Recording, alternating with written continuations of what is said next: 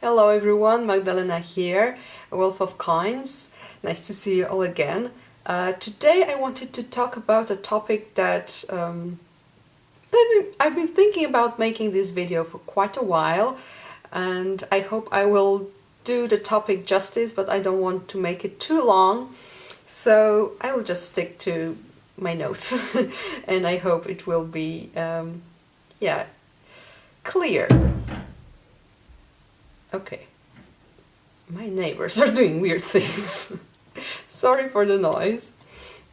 So what I wanted to talk about is the image of a female deity, of goddesses basically, in Slavic belief, chiefly in Polish belief, because as I said before, it's my area of research, what interests me most and to what I have the most access to.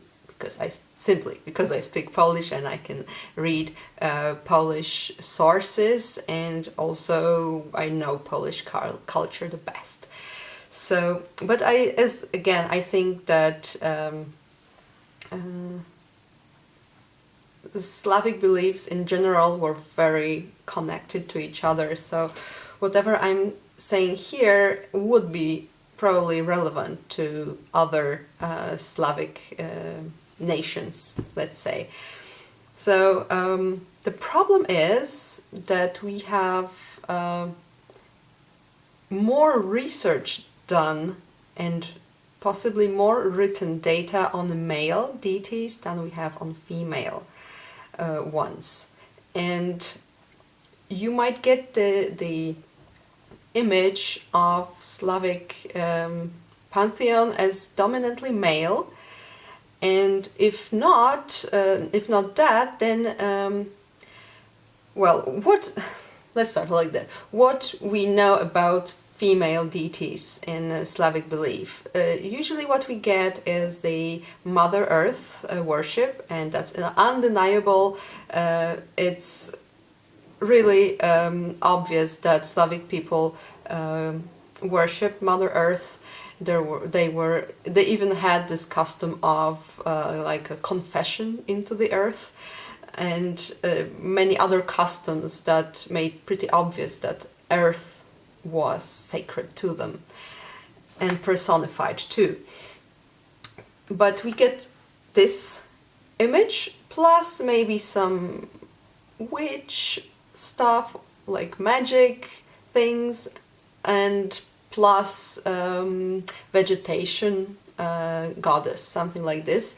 And it's all true, but it's not all. What I often see neglected is the image that we have up to this day of female deity, of course in the shape of Mother Mary, of Christian saint. Well, I think she's more like a goddess, but yeah. Anyway, for me, it's pretty obvious that she took, she inherited, let's say, previous beliefs that were connected to goddesses, and she just took over after them. So, I will talk a lot about the image that we have in Poland, in Catholic Poland, of Mother Mary, and I think it's not the same than in any other country. I think every country has its own ideas about saints and other heavenly creatures. So since we know that there were certainly goddesses of like vegetation and Mother Earth type goddesses, I wanted to talk about the image of a heavenly goddess. So I don't know how you say it in English. I mean the Uranic, like heavenly, as opposed to Tellulic, so earthly, chthonic deities. So I will start with a tribe called Veleti or Lutici, In Polish there are either wieleci or lucice or lutycy, and they are known to be fighting with Poles at a time, but certainly they were close. They were West Slavs, just like us. There are some theories that they actually are us. So, well, at least geographically we were close, and possibly also linguistically and possibly culturally as well. We have those West Slavs who, when they went to battle, they had battle banners with a goddess. We know that because there is a record about such banner being pierced with an arrow by the opponent when they were fighting. During wartime, they also carried around with them an idol of their goddess, and it was apparently very important to them. So now what I wanted to say is about Polish medieval knights. They would always start a battle with a prayer, a singing prayer to Mother of God. It's called Bogu Rodzica, which means Mother of God, or Dei Genetrix, or Dei Para. So it was an invocation to her. Then later we have the gorget, which is called in Polish. It was ringraf, and it was a metal plate carried by hussars. So much later in history, but they were pretty famous in Europe back then. Polish elite knights who would have this plate. I will put a picture here. So it was protecting you around here, and the most popular image would be with Mother Mary. And then later other patriotic or Catholic soldiers would continue that tradition of having this gorget with most usually Mother Mary there. So here we see that it was most possibly a tradition to go to battle with an image of a goddess who would protect you. So she was probably kind of also like a patron goddess of war, of soldiers, or simply a protector. I wanted to... I did some translation of Polish religious songs about Mother Mary, and I apologize, they are not really high quality translations because it's not my mother tongue, English. I just wanted you to get the meaning of the words. So you could hear the words and have an image that Mother Mary has in Polish heads through centuries. And because I think Poland and maybe Spain are one of the countries in Europe that have a really strong Mother Mary cult, and I'm of the opinion that it's not just like that. It didn't appear just out of nowhere. I think it's based on a deep goddess worship that was replaced by the new faith. So as I said, I'm not an expert on all countries. I'm sure there are like other countries that also have strong Mother Mary worship, but that's what I'm saying, just what I know. Okay, so I will read now. There is this song called Matko Niebieskiego Pana, which means it's an invocation, Mother of the Heavenly Lord. And then we get... so it's like, it's not the whole song, I will just read parts of it so to give you the image. all the treasure of heaven God gave to you. How rich the gown of the sun, a crown woven from stars, on your head. The moon put his fiery horns to your feet.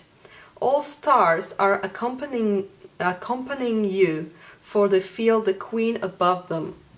So for me, it's a clear image of a heavenly queen, because all of the stars and moon and the sun, they are connected to her, they serve her. And next up, a song called Praise Her. I translated this. This is from the 19th century. Praise her, meadows adorned in green. So, praise her, meadows adorned in green, mountains, green valleys. Praise her, shaded groves, springs and winding streams. Sorry for rustling. What plays on the sea waves, what flies on wings in the skies, all praise the Lady of the world.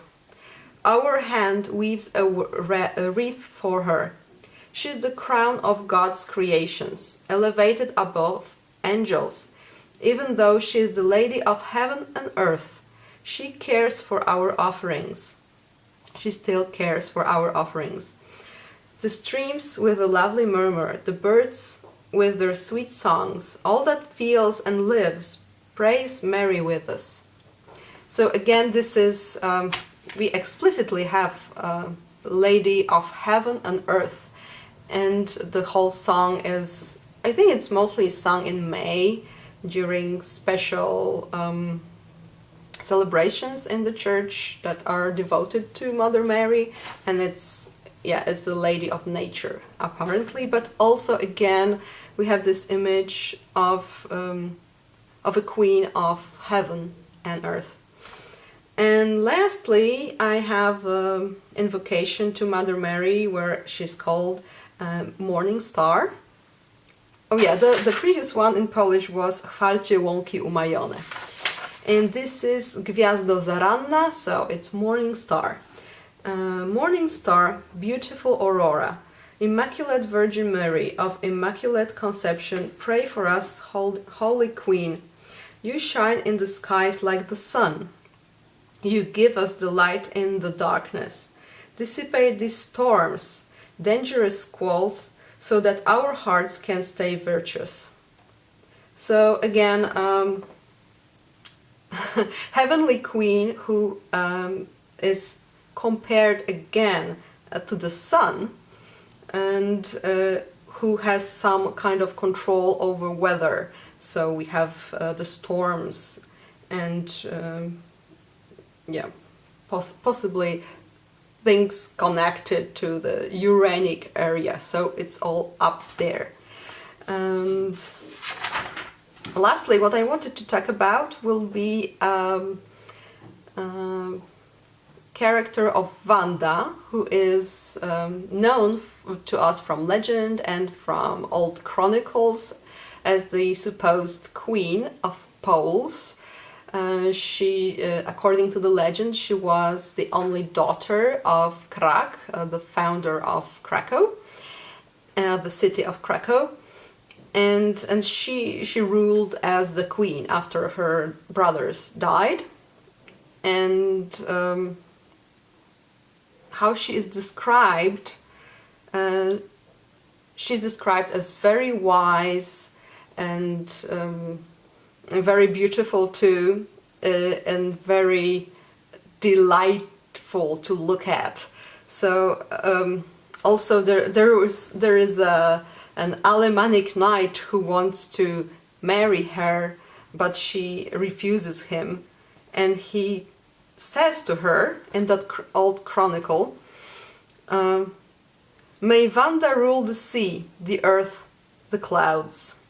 So again we get a female deity that is the ruler of the three worlds, and I will also talk about the third later. But yeah, it's a very different image to the Mother Earth image. So I think it's, yeah, we should pay attention to this aspect as well. And also from the chronicle, that is by Wincenty Kadłubek, by the way, when the army saw the queen, meaning Wanda, it suddenly got struck, like with a ray of sunshine, as if a deity ordered them. They got rid of their hostility and gave up on fighting. They said they wanted to avoid a blasphemy, so they did not want to fight her, not to be blasphemous, but not fighting. They said they weren't afraid of a human being, but they worship a superhuman sublimity in a human. So obviously she seems like an incarnation of a goddess, and so she's there in the tradition. And nowadays scholars are very much of the opinion that it's not like all made up, because in Middle Ages you usually did not make things up. The way of thinking about creating things was very different, and many scholars believe that this is an image of a goddess that people then had, and we see now in the image of Mother Mary that it prevailed. It's very old and it's there. So just some other smaller things. Morning star, so morning Venus has been worshipped, and when it appeared on the sky, it would be welcomed by people by an invocation as well. So, and called like Witaj Jutrzenko, najjaśniejsza panienko, which is welcome morning star, the brightest lady or maiden. Also, the brightest lady, I mentioned that before, was used is used as a title for Mother Mary. There is, of course, a worship of Mother Mary in Częstochowa. There's a sanctuary there on the bright mountain, Jasna Góra, and it's practically obvious that there was a pagan place of worship before. And then there is a sanctuary of Mary in Święta Lipka, which means sacred linden. Linden trees were a very much goddess tree in Slavic belief, and Slavic people would put images of Mother Mary on the branches. There was so it was a tree devoted to the goddess. And last thing about the other world, so because we have those three worlds I mentioned, the heaven, the earth and sea, and the underworld, but the sea is very often seen as the other world itself. So there is this belief, there used to be a belief that Mother Mary visits souls that are suffering in purgatory. Once a week she visits them to ease their pain, which is yeah, interesting if you look at that from a like strictly Catholic point of view. It's an interesting idea. So she obviously has something to do with the other world as well, and there is also this image of her letting the souls out in that one of those Christmas carols I mentioned before, so that she has the keys and she can let the souls out. So yeah, to sum up, apparently there has been a female deity that had strong military and heavenly connections. And yeah, that's mostly what I wanted to say. If you have any questions, please ask. I will be happy to answer if I can. And if you enjoyed this video, yeah, please write me a comment or just thumbs up. It will make my day better. So thank you so much for watching. I hope you've enjoyed, and I hope to see you again soon. Bye!